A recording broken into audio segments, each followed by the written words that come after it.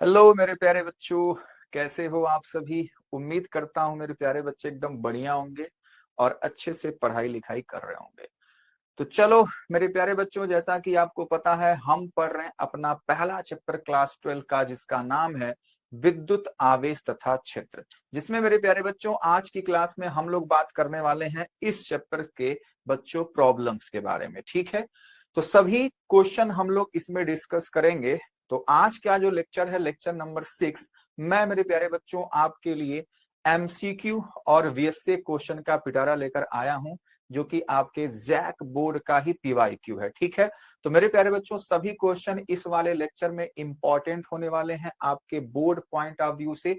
तो उन सभी क्वेश्चनों को आप अच्छे से सीखने का प्रयास करिएगा। ठीक है, तो चलिए स्टार्ट करते हैं मेरे प्यारे बच्चों आज की क्लास। तो आज की क्लास मेरे प्यारे बच्चों हमारे इस पहले चैप्टर का लेक्चर नंबर 6 है, जिसमें हम लोग बात करेंगे एमसीक्यू क्वेश्चन का और मेरे प्यारे बच्चों वेरी शॉर्ट क्वेश्चन का। ठीक है, तो आपको पता होना चाहिए कि आपके एग्जाम में मेरे प्यारे बच्चों ये दोनों जो क्वेश्चन होते हैं वो एक एक मार्क्स के पूछे जाते हैं। ठीक है, 1 मार्क्स का ये क्वेश्चन पूछा जाएगा, है ना। यानी कि एमसीक्यू भी 1 नंबर का पूछा जाता है और वीएसए क्वेश्चन भी 1 नंबर के पूछे जाते हैं। इनकी औकात 1-1 नंबर की है। ठीक है, तो मेरे प्यारे बच्चों उसके बाद जो लेक्चर नंबर 6-7 होगा इस चैप्टर का, हम लोग उसमें शॉर्ट क्वेश्चन और लॉन्ग क्वेश्चन, बड़े बड़े नंबर के क्वेश्चन की बात करेंगे, जो कि 3 नंबर में और 5 नंबर में आपके एग्जाम में पूछा जाता है। ठीक है, तो चलिए एमसीक्यू और वीएसए जो इस चैप्टर में मोस्ट इंपॉर्टेंट है, अब तक आपके जैक बोर्ड में आया हुआ है, उसको हम लोग देख लेते हैं। और इन्हीं सभी क्वेश्चनों को मेरे प्यारे बच्चों आपको अच्छे से याद कर लेना है, समझ लेना है। ठीक है, तो चलो स्टार्ट करते हैं मेरे प्यारे बच्चों क्लास। पहला क्वेश्चन आपके सामने है सर, ये क्वेश्चन हमने क्लास में करवाया भी था थ्योरी में। मेरे प्यारे बच्चों जल्दी से बताओ इसका आंसर क्या है। और ये जैक 2024 में पूछा गया सवाल है। तो मेरे प्यारे बच्चा लोग कह रहा है कि अब तक पाए गए आवेश का न्यूनतम मान कितना है। तो कुछ चमक रहा है आपको। तो मेरे प्यारे बच्चों को याद होना चाहिए कि इलेक्ट्रॉन का जो आवेश होता है 1.6 गुणे 10 के पावर -19 कूलाम, यही मेरे प्यारे बच्चों क्या है, हमारा इस क्वेश्चन का आंसर है। ठीक है, यहाँ पे सी होना चाहिए कूलम्स। ठीक है, चलो क्वेश्चन नंबर 2 की बात करते हैं। स्मॉल डी दूरी पर रखे दो आवेशित गोले एक दूसरे पर कैपिटल एफ बल लगाते हैं। यदि आवेशों को दोगुना कर दिया जाए और उनके बीच की दूरी को दोगुना कर दिया जाए तो बल क्या होगा। तो मेरे प्यारे बच्चों ये भी क्वेश्चन 2024 के पेपर में पूछा गया है। यानी कि 2024 में 2 एमसीक्यू आपको साफ साफ नजर आ रहे हैं। तो मेरे प्यारे बच्चों इस क्वेश्चन को कैसे करेंगे, तो आ जाओ। तो क्वेश्चन कह रहा है कि 2 गोले हैं। कितने गोले बच्चे, 2 गोले हैं सर। तो एक गोला, एक गोला, एक गोला,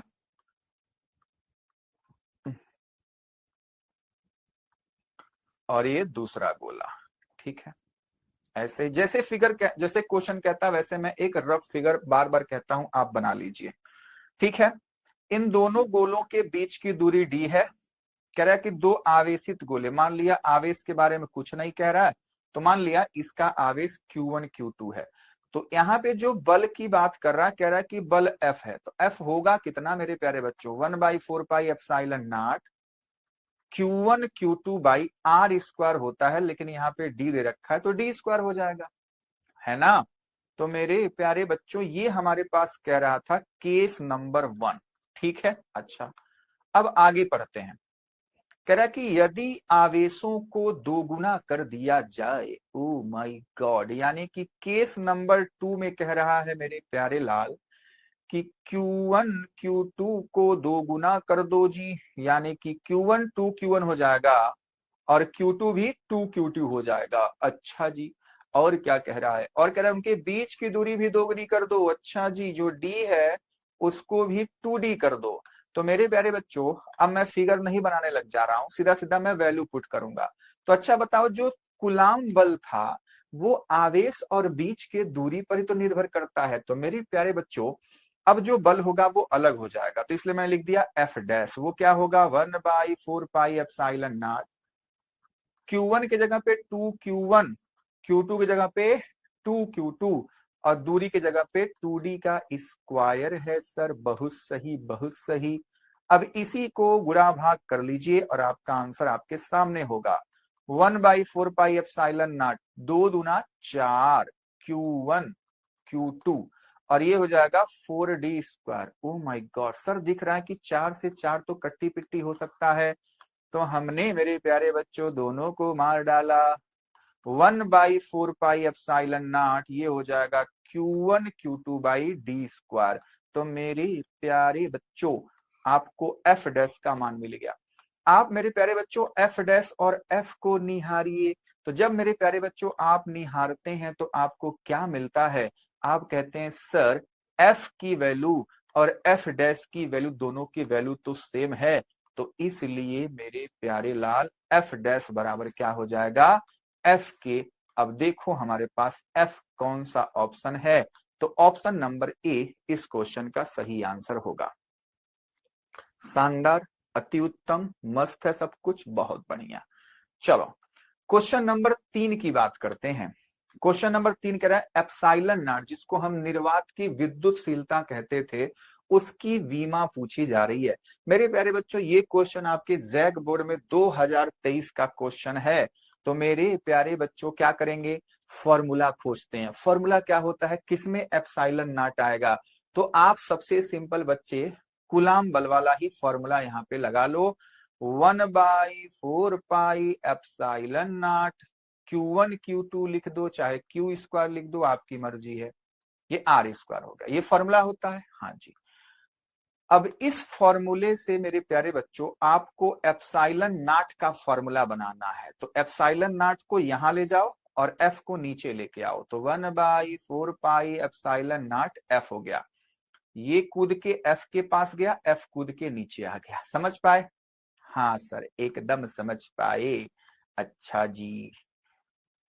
Q1 Q2/R स्क्वायर। तो मेरे प्यारे बच्चों एप्सिलॉन नॉट का जब बीमी सूत्र लिखोगे तो आप बताओ क्या बीमी सूत्र 1/4 पाई का होता है? आप कहेंगे ना जी ना, गंदी बात, पाप हो जाएगा।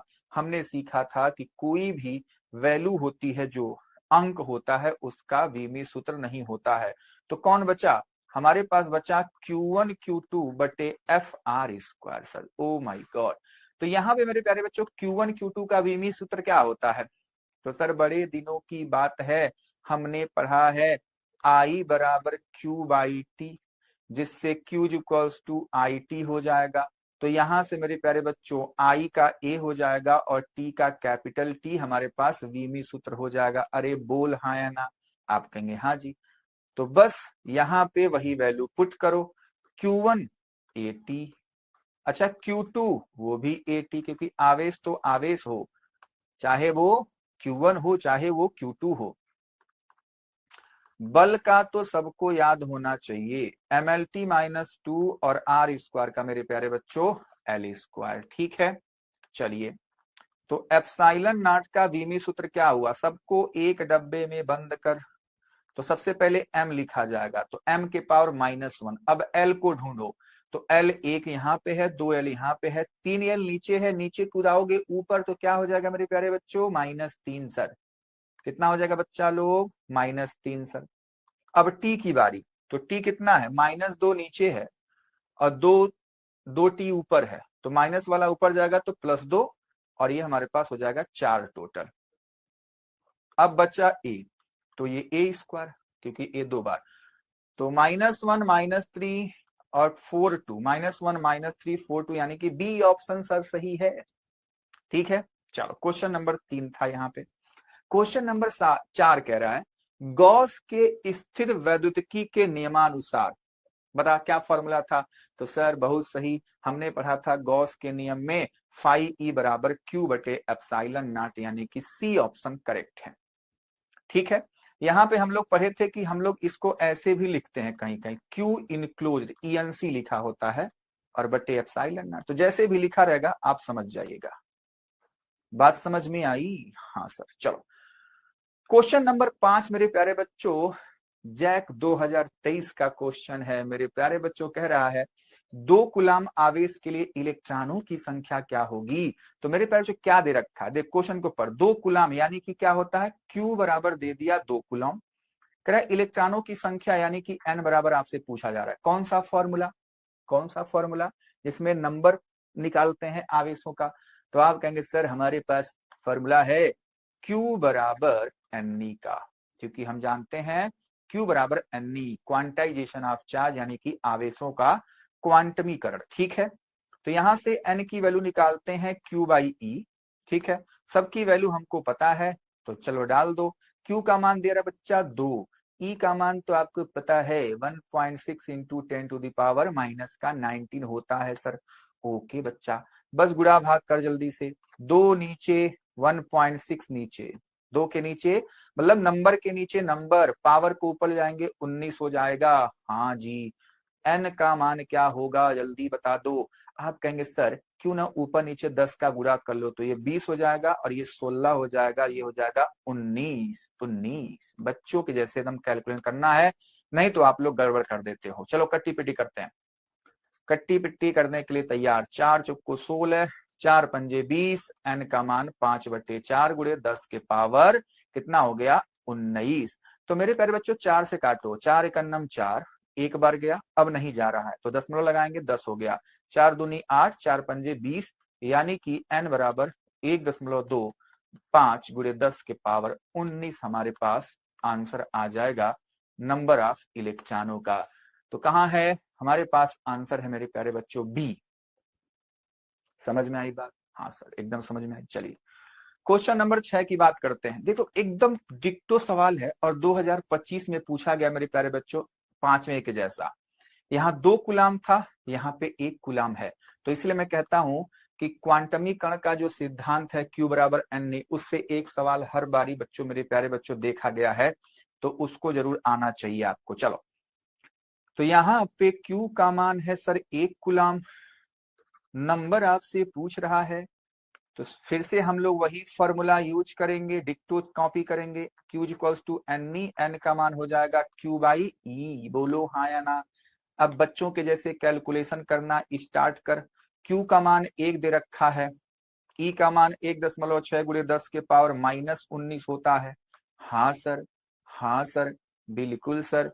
तो मेरे प्यारे बच्चों N का मान अब क्या हो जाएगा, 1 के नीचे 1.6, 10 के पावर माइनस 19 को ऊपर ले जाएंगे तो प्लस का 19 हो जाएगा। वाह सर, 10 से ऊपर नीचे मल्टीप्लाई करते हैं, कोई काम बनेगा क्या, देख लेते हैं। ये 10, ये 16, ये 10 के पावर 19, काम नहीं बना, चलो कोई बात नहीं।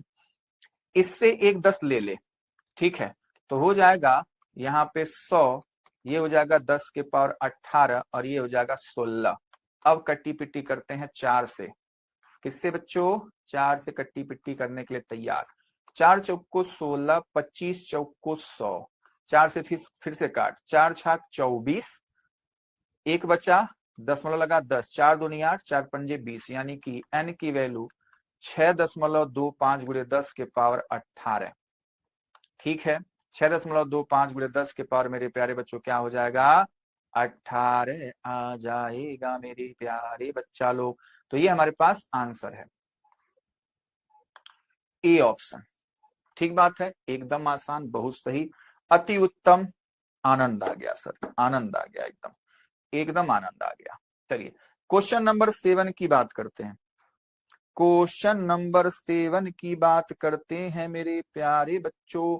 कह रहा है निम्नलिखित में से कौन सा गुण विद्युत आवेश से संतुष्ट नहीं होता है। कुल आवेश संरक्षण एकदम से हमने पढ़ा था, आवेश का क्वांटीकरण बिल्कुल पढ़ा था, 2 प्रकार के आवेश भी होता है ये नहीं पढ़ा था, तो बच्चे डी ऑप्शन इसका करेक्ट आंसर है। चलो क्वेश्चन नंबर 8, निम्नलिखित में से कौन सा आवेश संभव है। देख बच्चा ये भी क्वेश्चन मेरे प्यारे बच्चों किसका है, हमारे पास क्वांटमीकरण वाला है। तो Q बराबर Ne हम जानते हैं, हमको आवेद रखा है, करेक्ट, कौन सा आवेश संभव है। तो मेरे प्यारे बच्चों हम लोग जानते हैं कि N क्या होना चाहिए, पूर्णांक होना चाहिए, तो N बराबर Q बाई E लिखो। अब ई का मान हम जानते हैं और क्यू का मान हर एक ऑप्शन में दे रखा है, तो मैं पहले ई का मान लिखूंगा, ऐसे आप भी इस क्वेश्चन को सॉल्व करेंगे। ठीक है, ई का मान हमको पता है। अब क्या करना है, बारी बारी से क्यू का मान यहाँ पे रखेंगे। ठीक है, क्यू का मान यहीं पे रखा जाएगा। क्यू का मान क्या है, ए बी सी डी सब कुछ मान दे रखा है। ठीक है, तो हमको अब ऐसा ऑप्शन सिलेक्ट करना है, बार बार हम गुणा भाग नहीं करेंगे, सारा समय ही बर्बाद नहीं करेंगे ना, बिल्कुल नहीं। तो हम लोग क्या करेंगे मेरे प्यारे बच्चों, हम लोग देखेंगे कि ये नीचे 16, इसको 16 जैसे देखो। अब देखो कि 16 से पूरा पूरा कौन भाग चला जा रहा है। ठीक है, आप कहेंगे इसको 58 के जैसा देखो, ना जीना। ये 4.5 45 है, ना जीना। ये 32 दिख रहा है, तो पहले सी वाले को उठा लेते हैं। चलो उठा लिया जी, इसको हमने टांग लिया। अब यहाँ पे लिखा 3.2 गुणे 10 के पावर -18, इसको पहले चेक कर लेते हैं। चल, तो मेरे प्यारे बच्चे 1.6 से 3.2 दो बार गया तो 2। अब पावर की बात करते हैं, -18, 19 ऊपर कूद के जाएगा, +19, यानी कि n बराबर क्या हो जाएगा मेरे प्यारे बच्चों, 10 के पावर 1, यानी कि n का मान हो गया 20। तो बताओ 20 होना चाहिए कि नहीं होना चाहिए? आप कहेंगे सर बिल्कुल, 20 तो पूर्णांक है, तो इसका मतलब ये संभव है, तो इसलिए सी ऑप्शन ही करेक्ट हो गया। आप इस टाइप के क्वेश्चन को ऐसे ही सॉल्व करोगे।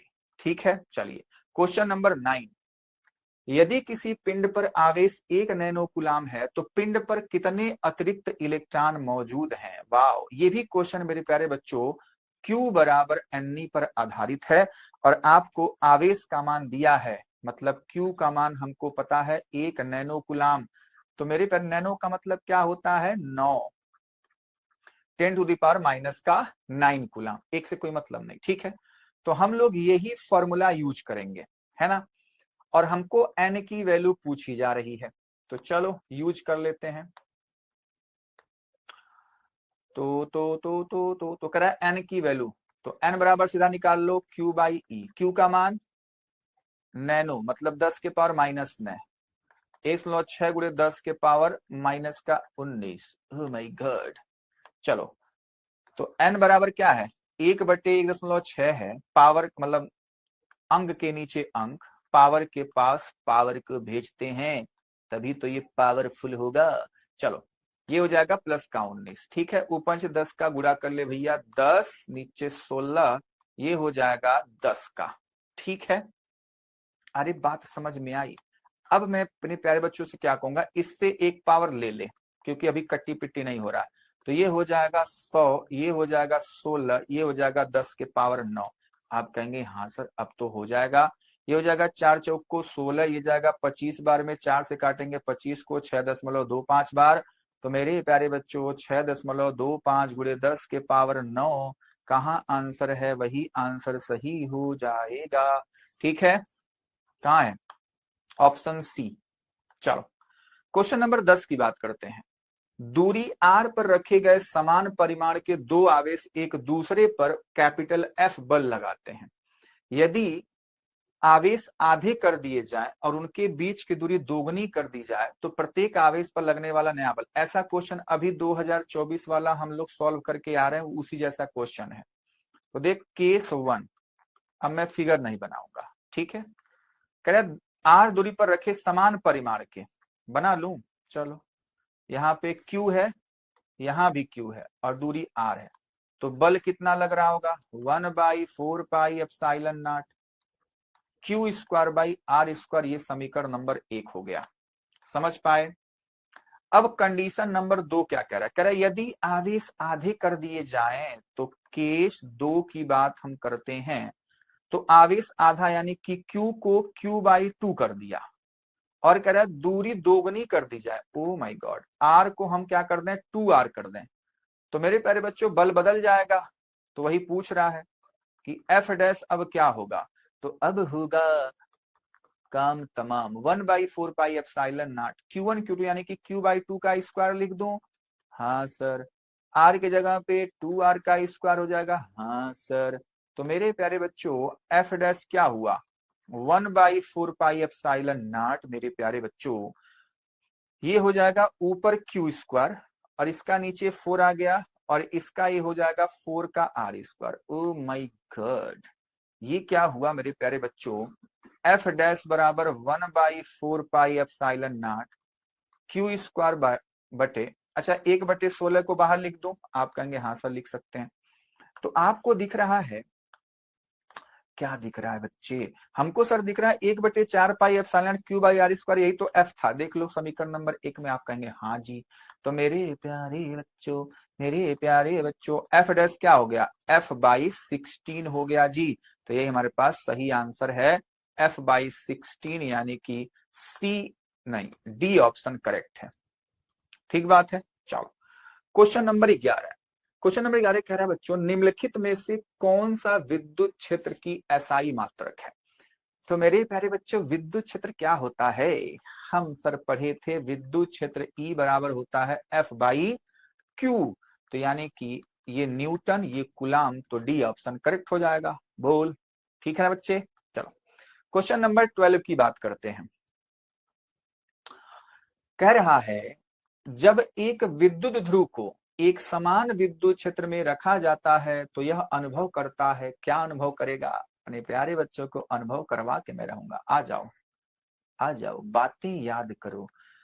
कुछ जमाने पहले की बात है, हम लोग ऐसे कुछ सुंदर सा फिगर बनाते थे, इसमें एक विद्युत द्विध्रुव रखते थे, ऐसा कुछ, यहाँ पे -Q होता था और यहाँ पे बच्चे +Q होता था। इस +Q पे वैद्युत क्षेत्र की दिशा में बल लगता है और इस -Q पे वैद्युत क्षेत्र के विपरीत दिशा में बल लगता है। ये जो एरो है क्या बच्चों, वैद्युत क्षेत्र की दिशा, कितना बल लगेगा, F बराबर Q इंटू ई। इधर कितना बल लगेगा, F बराबर Q इंटू ई। तो हमने देखा था दो बातें कि बच्चे यहाँ पे जो F नेट है वो 0 था और दूसरा क्या था, टाउ बराबर PE साइन थीटा था। ठीक है, तो बोलो याद है कि नहीं याद है। तो यानी कि जो क्वेश्चन कह रहा है कि एक नेट बल ना जीना है, एक बल आघूर्ण, हाँ जी हाँ, ठीक है, तो बी ऑप्शन करेक्ट है। इतनी बात मेरे प्यारे बच्चों को समझ में आई। दोनों तो नहीं लग रहा है, नेट बल और बल आघूर्ण नहीं लग रहा है, ठीक है। अच्छा एक बात यहीं पे और, अगर मान लो ये एक समान के जगह पे मेरे प्यारे बच्चों अगर लिख दे असमान वैद्युत क्षेत्र, तब कहानी बदल जाएगी, तब मामला क्या हो जाएगा, सी ऑप्शन तब करेक्ट हो जाएगा, नेट बल और बल आघूर्ण दोनों। समझ पाए बात को, क्योंकि तब इन दोनों आवेशों पर लगने वाला जो बल होगा वो अलग अलग, क्योंकि अलग अलग वैद्युत क्षेत्र होगा। ठीक बात है, तो इसलिए मेरे प्यारे बच्चों तब हमारे पास आंसर सी, लेकिन अभी तो समान है, तो इसलिए आंसर क्या है मेरे प्यारे बच्चों, बी है। चलो क्वेश्चन नंबर 13 की बात करते हैं। सारी बातें समझ में आ रही कि नहीं आ रही है, आनी चाहिए। चल बहुत ही इंपॉर्टेंट सारे क्वेश्चन है आपके JAC board point of view से, बात समझ में आ रही है। चलो, प्रति इकाई आवेश पर लगने वाले बल को क्या कहा जाता है, ओ माय गॉड, प्रति इकाई आवेश पर लगने वाले बल को हम लोग कहते हैं विद्युत क्षेत्र, यानी कि बच्चा बी ऑप्शन। क्वेश्चन नंबर 14 क्या कह रहा है, यदि एक धनावेशित कांच की छड़ किसी वस्तु को आकर्षित कर रही है तो वस्तु होनी चाहिए। तो मेरे प्यारे देख, अगर ये हमारे पास वस्तु है और एक हमारे पास दूसरी वस्तु है, ठीक है, अगर ये वस्तु धनावेशित है और इस वस्तु के बारे में हमको जानकारी प्राप्त करनी है, वही क्वेश्चन कहा जा रहा है। तो क्वेश्चन कह रहा है कि ये धनावेशित वस्तु इसको आकर्षित कर रही, तो इसके बारे में आप लोग क्या डिटेल जानते हैं। तो सबसे पहले मेरे प्यारे बच्चों के दिमाग में आता है कि सर पहला लिखा हुआ ऋणात्मक रूप से आवेशित किया गया होना चाहिए इसको, ठीक है, तो सही बात है। अगर ये धनात्मक है तो ऋणात्मक होगा तो आपस में आकर्षित हो जाएगा, ठीक है। चलो ऑप्शन सही है, तो तुरंत बच्चे ऑप्शन टिक करके भाग जाते हैं, अरे आगे भी तो पढ़ ले। दूसरा कह रहा है बच्चों आवेशहीन, क्या ये वस्तु आवेशहीन हो सकती है ना, तो आप कहेंगे हाँ सर। उदासीन मतलब जिसके पास प्लस और माइनस दोनों बराबर है। तो मेरे प्यारे बच्चों उस कंडीशन में भी ये चीजें आकर्षित हो सकती हैं, बात समझ में आ रही है। कैसे, प्रेरण विधि द्वारा हमने सीखा था, कंघे को अपने बाल से रगड़ा, कागज के छोटे छोटे पीस के पास ले गए तो कागज के छोटे छोटे पीस प्रेरण विधि द्वारा ही बच्चों कंघे पर आकर्षित होते हैं, ठीक है। तो इसलिए ये उदासीन होगा तब भी इसकी तरफ आ जाएगा। बस में एक कंडीशन और होता है कि अगर ये धनावेशित वस्तु बहुत बड़ी हो, मतलब इस पे आवेश बहुत ज्यादा हो, ठीक है। तो और इस वस्तु को मेरे प्यारे बच्चों, ये वस्तु भी अगर धनावेशित होगी तो इसकी तरफ आकर्षित है, लेकिन इसका जो मान होगा वो बहुत कम होना चाहिए और ये बहुत बड़ा मान होना चाहिए। ठीक है। तो मेरे प्यारे बच्चों, जैसा क्वेश्चन दे रखा है उसके हिसाब से इसका आंसर जाता है सी को, यानी कि या तो ऋणात्मक रूप से आवेशित किया गया हो या आवेशहीन हो, तो दोनों कंडीशनों में वो धनात्मक वस्तु की तरफ आकर्षित हो जाएगी। बहुत अच्छा प्यारा सा क्वेश्चन। क्वेश्चन नंबर 15 कह रहा है गॉस के नियम के लिए माने जाने वाली सतह को क्या कहते हैं, क्या मानते थे, गॉसियन सतह, ठीक है, या उसको गाउसी सतह भी कहा जाता है। चलिए क्वेश्चन नंबर 16, यदि किसी कुचालक गोले को आवेश दिया जाए तो उसे वितरित किया जाता है। मेरे प्यारे बच्चों, याद करो वो दिन जब हमने गोली कोष या गोली खोल के लिए बच्चों वैद्युत क्षेत्र की तीव्रता का आपके साथ डिस्कशन किया था, लेक्चर नंबर 5 में ही किया था, और वो हमारा थ्योरी का लास्ट पार्ट ही, लास्ट डेरिवेशन भी था। याद आ रहा है कुछ? तो हमने अपने प्यारे बच्चों को बताया था कि अगर मान लीजिए गोला मेरे प्यारे बच्चों चालक है और इसको मैंने आवेश दिया, तो वो आवेश मेरे प्यारे बच्चों इस पे फैलता तो है हर जगह, लेकिन मेरे प्यारे बच्चों आवेश को आने जाने में बच्चों यहाँ पे फ्रीडम है, क्योंकि ये चालक है, तो चालक में आवेश एक स्थान से दूसरे स्थान पर आ जा सकते हैं। तो इसलिए अगर मान धनात्मक आवेश दिया, सब धन धन है, तो बच्चों उनमें प्रतिकर्षण होगा, एक दूसरे को दूर भगाएंगे। अपनी ऊर्जा को मिनिमाइज करने के लिए मेरे प्यारे बच्चों, कम करने के लिए वो इसके सतह पर आ जाते हैं और वहीं पर आराम करते हैं।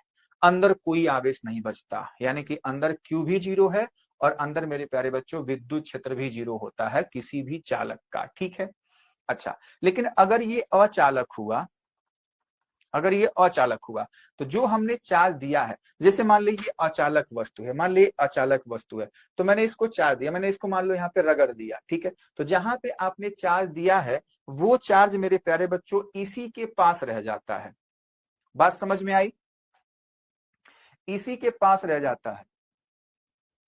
ठीक है। अरे बोलो हाँ या ना। इतनी बात मेरे प्यारे बच्चों को समझ में आ रही है कि नहीं आ रही है? तो ये आवेश मेरे प्यारे बच्चों इसी के पास रह जाएगा। ठीक है।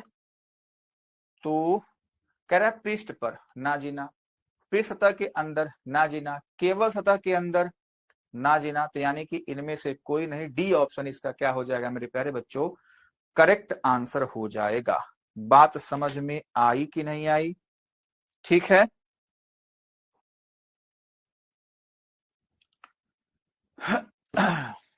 चलो क्वेश्चन नंबर 17, क्वेश्चन नंबर 17 कह रहा है मेरे प्यारे बच्चों, लंबाई ए भुजा वाले घन के फलकों से होकर गुजरने वाला कुल फ्लक्स यदि घन के कोने ए पर आवेश Q रखा गया है। अच्छा जी, तो मेरे प्यारे बच्चों अगर हम घन के कोने पर एक आवेश रख देते हैं यहाँ पे, तो इस घन से जो टोटल फ्लक्स पास करता है वो करता है मेरे प्यारे बच्चों Q/ε0 का 1/8 टाइम्स, यानी कि इसका ए ऑप्शन करेक्ट हो जाएगा। लेकिन इसकी मैं और जानकारी अपने प्यारे बच्चों को दे देना चाहता हूं। कैसे? मैं एक प्यारा सा यहाँ पे फिगर बनाऊंगा अपने प्यारे बच्चों के लिए।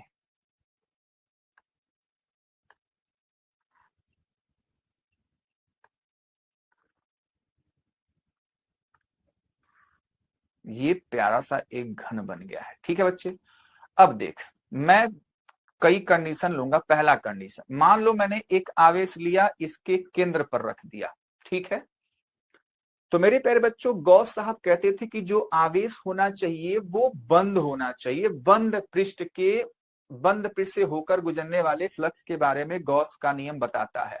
तो अगर ये अंदर है तो कोई बात नहीं, तो फ्लक्स कितना पास करता है मेरे प्यारे बच्चों, मान लिया हमें लिख दिया कि केंद्र पर हम बात कर रहे हैं, तो केंद्र पर जो फ्लक्स है वो मेरे प्यारे बच्चों पूरा का पूरा होगा Q/ε0। समझ पाए? आप बोले हाँ सर बिल्कुल सही है, कोई दिक्कत वाली बातचीत नहीं है।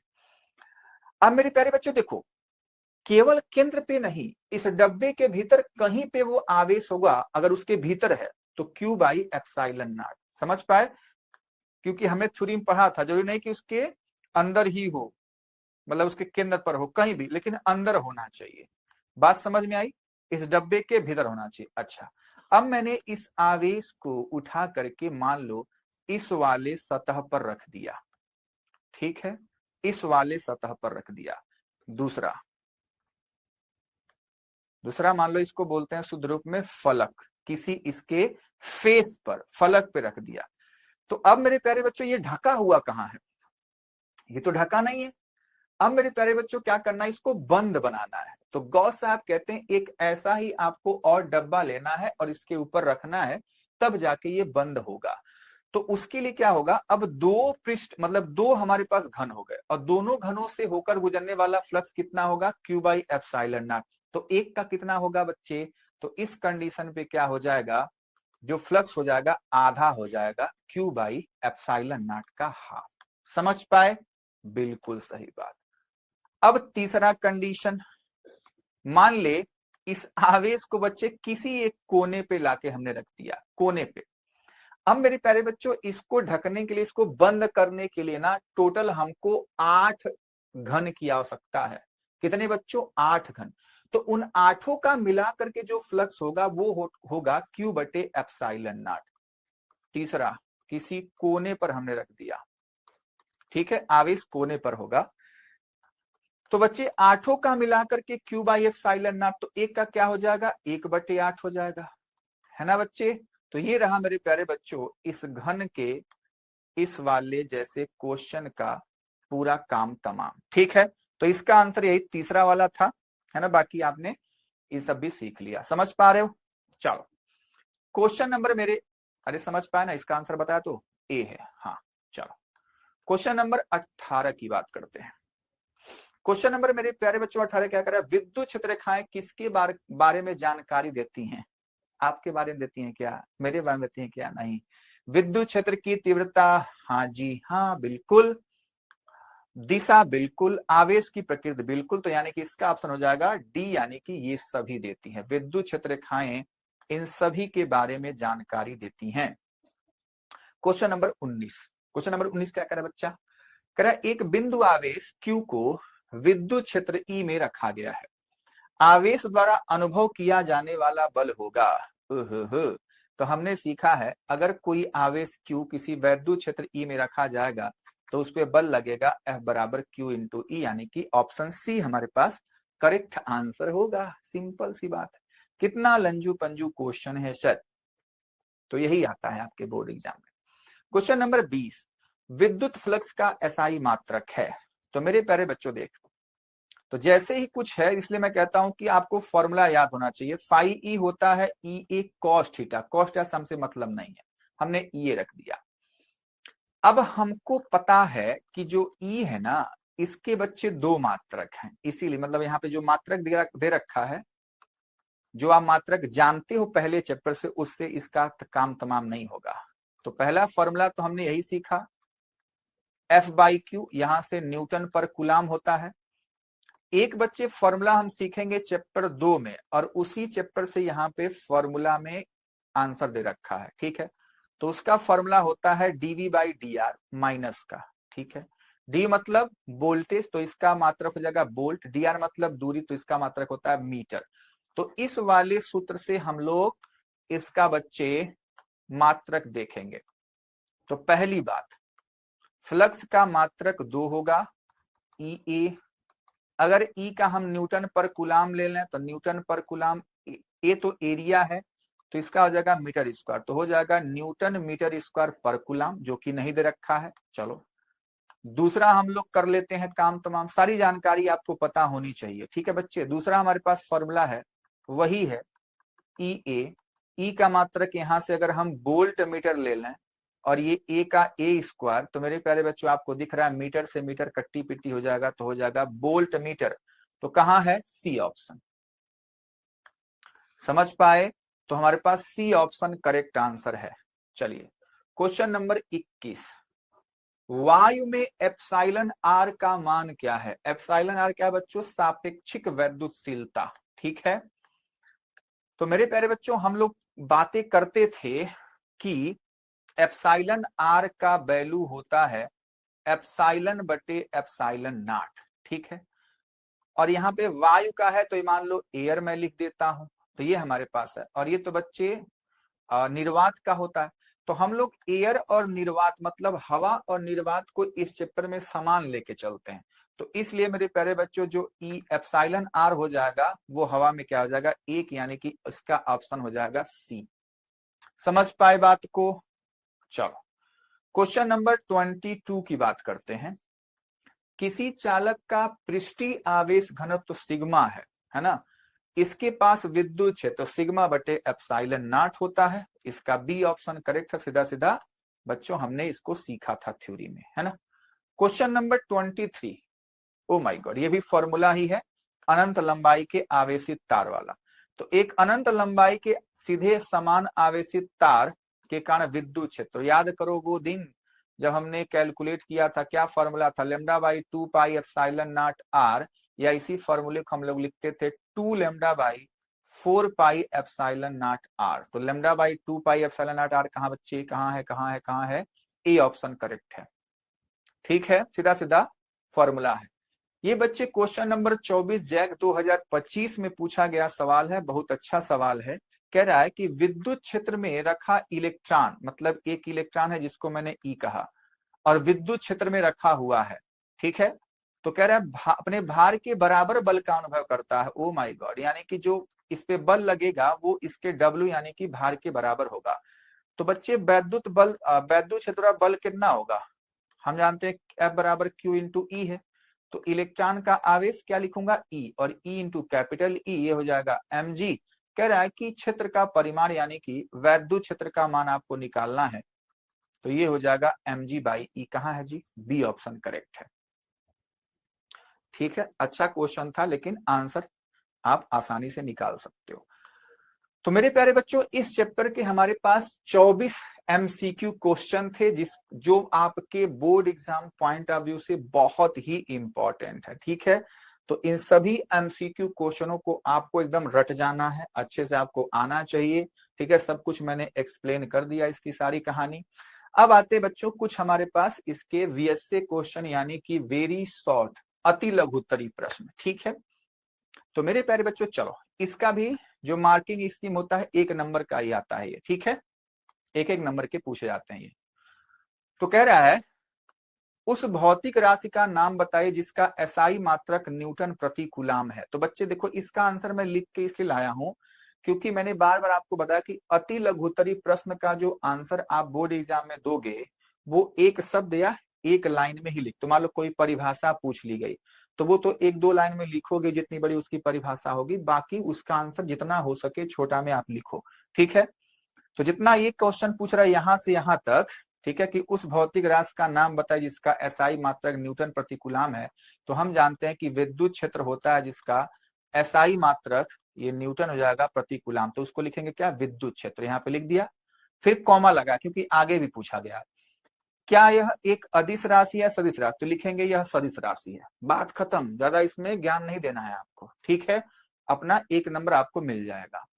क्वेश्चन नंबर 26 2023 में पूछा गया सवाल है मेरे प्यारे बच्चों, क्या कह रहा है, एक इलेक्ट्रॉन और एक प्रोटॉन के बीच बल, सॉरी, एक इलेक्ट्रॉन और एक प्रोटॉन के बीच कौन अधिक मजबूत है, स्थिर वैद्युत बल या गुरुत्वाकर्षण बल। तो मैंने अपने प्यारे बच्चों को समझाया था वो कंघे से रगड़ करके कागज को चिपकाने वाले प्रयोग से, कि उसमें 3 चीजें हैं, समझ लो फिर से। एक हमारी बहुत बड़ी धरती माता है, ठीक है, और हमारे पास एक कंघा या पेन है, जो भी आप ले लो, और कागज के छोटे छोटे टुकड़े, 3 लोग हैं यहाँ पे। ठीक है, तो जब तक आपने कंघे को या पेन को अपने बाल से रगड़ा नहीं है तब उसको ले जाते हो तो कागज का टुकड़ा इससे नहीं चिपकता है। इसका मतलब क्या है कि तीनों के पास द्रव्यमान है ना, कंघे के पास, कागज के छोटे छोटे टुकड़े के पास, और पृथ्वी के पास तो बहुत भयंकर द्रव्यमान है। बात समझ में आ रही? तो जो बल इस कंघे और कागज के टुकड़े के बीच लग रहा होगा द्रव्यमानों के कारण, वो मेरे प्यारे बच्चों कागज और पृथ्वी, इतनी बड़ी पृथ्वी है तो उसकी ताकत इस वाले कंघे से ज्यादा है कि नहीं ज्यादा, क्योंकि द्रव्यमान ज्यादा है। तो इसलिए पृथ्वी उसको अपनी तरफ खींच रखी है और ये बंदा उसको नहीं उठा पा रहा है। ठीक है, अच्छा, अपनी तरफ आकर्षित नहीं कर पा रहा है। लेकिन जब बच्चे इसी बंदे को मैंने अपने बाल से रगड़ दिया, उसके बाद कागज के छोटे छोटे टुकड़े के पास हम ले गए, तो अब मेरे प्यारे बच्चों यही छोटा सा वस्तु इसके पास इतनी ताकत आ गई रगड़ने के बाद कि अब ये बच्चे कागज के छोटे छोटे टुकड़े को अपनी तरफ बुला लेता है और ये पृथ्वी उसको देखती रह जाती है। बात समझ में आ रही है? तो यानी कि इससे क्या समझ में आ रहा है कि जब रगड़ देते हैं तो ये आवेशित हो गया, यानी कि जो बच्चे आवेश के कारण जो बल है जिसको हम स्थिर वैद्युत बल कह रहे हैं वो गुरुत्वाकर्षण बल से बहुत भयंकर है। तो आप लोग लिखेंगे कौन बड़ा है बच्चों, अधिक मजबूत कौन है, स्थिर वैद्युत बल। ठीक है, या आप लोग लिख सकते हैं इसको ऐसे ब्रैकेट में लिख दीजिएगा F E greater than F G. F G क्या है, गुरुत्वाकर्षण बल, और एफ ई क्या है, इलेक्ट्रिक फोर्स। चलिए क्वेश्चन नंबर 27 जैक 2024 का सवाल है, स्थिर अवस्था में दो आवेशों के बीच लगने वाले विद्युत बल को क्या कहते हैं। तो बच्चों स्थिर वैद्युत बल, सिंपल सी बात है, तो वही उसका उत्तर है स्थिर वैद्युत बल। ठीक बात। तो मेरे प्यारे बच्चों इस तरीके से आज की क्लास का सारा पिटारा हमारा खत्म होता है, जिसमें हम लोगों ने 27 क्वेश्चन को डिस्कस किया, जिसमें हमारे पास बहुविकल्पी प्रश्न थे या उसको वस्तुनिष्ठ प्रश्न भी कहा जाता है, और मेरे प्यारे बच्चों अति लघुत्तरी प्रश्न थे। ठीक है, और ये सारे प्रश्न आपके board exam point of view से बहुत ही इंपॉर्टेंट है। ठीक है, तो मैं उम्मीद करूंगा कि मेरे प्यारे बच्चे सभी क्वेश्चनों को अच्छे से देखेंगे, समझेंगे और उसको याद कर लेंगे। ठीक है, क्योंकि यही मेरे प्यारे बच्चों आपके एग्जाम में आने वाले प्रश्न है। बात समझ में आ रही है? चलो, तो मेरे प्यारे बच्चों आज की क्लास में यहीं तक रखते हैं।